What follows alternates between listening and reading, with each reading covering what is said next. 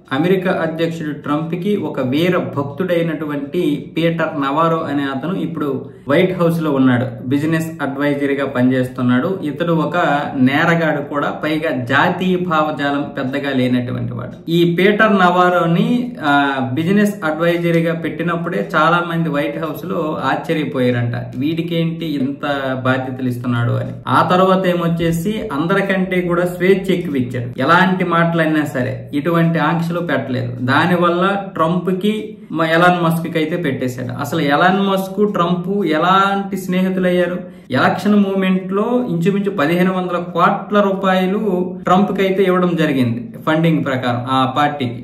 ఆ తర్వాత ట్రంప్ విజయానికి అనేక విధాలుగా కృషి చేశాడు ఎలాన్ మస్క్. తర్వాత అయిపోయిన తర్వాత కూడా ఎలాన్ మస్క్ అయితే కొన్ని బాధ్యతలు కూడా అప్పచెప్పాడు. ఇద్దరూ కూడా ఒక విధంగా చెప్పాలంటే పిఎం షాడో అని కూడా అన్నారు ఎలాన్ మస్క్ ని. అంటే ట్రంప్ నీడ, అంటే విడిచిపెట్టడు, ఎక్కడికి వెళ్ళినా సరే ఉంటాడు అన్న విధంగా మాట్లాడినటువంటి పరిస్థితి వస్తే చివరికి వీళ్ళిద్దరి మధ్య కూడా పచ్చగడ్డ వేస్తే బొగ్గమనే పరిస్థితి తీసుకొచ్చాడు. ఇతని వాణిజ్య సలహాలు ఏవైతే ఉన్నాయో అవే ట్రంప్ పాటించడం వల్ల ఎలాన్ మస్క్ కి నచ్చక వెళ్ళిపోయాడు. ఇద్దరి మధ్య అగ్గి పెట్టేశాడు ఈ పీటర్ నవారో.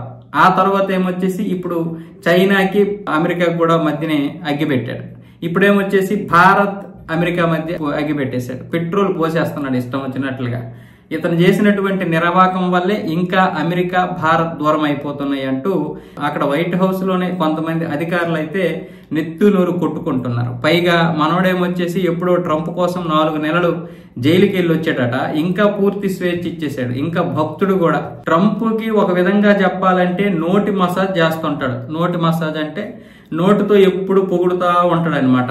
అలాంటి భక్తుడు ఈ పీటర్ నవారో. పీటర్ నవారో చెప్పినటువంటివి ఇంటూ ఉంటాడు. 1970 నుంచి కూడా ఇతనేమొచ్చేసి జాతీయ భావజాలం లేనట్లుగా ఉన్నాడు. అందుకని అమెరికన్లు కూడా చాలా మంది ఇతన్ని అయితే వ్యతిరేకిస్తున్నారు. సరే, అది పక్కన పెడితే ఏమొచ్చేసి ఇప్పుడు 50% సుంకాలు ఏవైతే ఉన్నాయో భారత్ మీద విధించడానికి ప్రధాన కారకుడు ఇతనిచ్చినటువంటి సలహాలే. ముఖ్యంగా నీకు నోబెల్ శాంతి బహుమతి రావాలంటే ఉక్రెయిన్ రష్యా యుద్ధం ఆపు. ఆ యుద్ధం ఆపాలంటే రష్యాని ఆర్థికంగా దెబ్బ కొట్టు. ఆ దెబ్బ కొట్టాలంటే అక్కడ కొంటున్నటువంటి దేశాల మీద సుంకాలు విధించు అంటే భారత్ మీద సుంకాలు విధించుతున్నారు.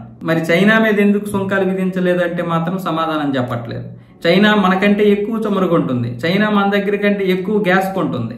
కానీ దానికి సమాధానం లేదు. ఇప్పుడేమొచ్చేసి నువ్వు ఖచ్చితంగా నీకు నోబెల్ శాంతి బహుమతి వస్తుంది. ఇలా ఎన్ని విధాలుగా కూడా నువ్వు ఈ ఆంక్షలు ఎక్కడ తగ్గకు.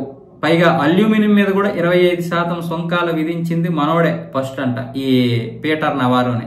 ఇలాంటి వారి పక్కన ఉంటే వినాశకాలే విపరీత బుద్ధి. మొదట్లో బాగానే ఉంటుంది కానీ తర్వాత ఉంటుంది అసలు కథ అంతా. అప్పటికే అన్ని అయిపోయి ఉంటాయి. ఆ తర్వాత ఈ పీటర్ నవారో కనిపించడు. తర్వాత ట్రంప్ లబోదిబోం అనుకుంటే ఏడాలి, లేదనుకుంటే ఇలాంటి ఒక్కరి సలహాల వల్ల దేశమే నాశనం అయిపోయే పరిస్థితి కూడా వస్తుంది.